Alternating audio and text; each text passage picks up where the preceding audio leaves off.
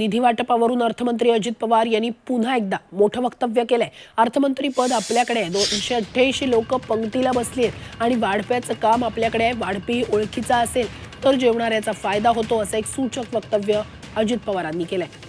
निधी वाटपावरूनच शिंदे गटानं अजित पवारांवर नाराजी व्यक्त केली होती। ठाकरेंची साथ सोडण्यामागे निधी वाटपावरून होत असलेला दुजाभाव हे सर्वात महत्त्वाचं कारण असल्याचं शिंदे गटाच्या आमदारांनी म्हटलं होतं। त्यामुळे अजित पवारांच्या या वक्तव्यावरून पुन्हा वाद होण्याची चिन्ह आहेत। अर्थमंत्री पद माझ्याकडे, तिजोरी आपल्याकडे।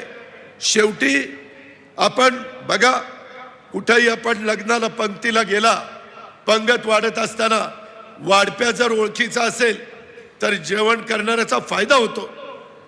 288 लोक बसलीत पंक्तीला, किती 288, आणि अजित पवारकडे वाढप्याचं काम आले।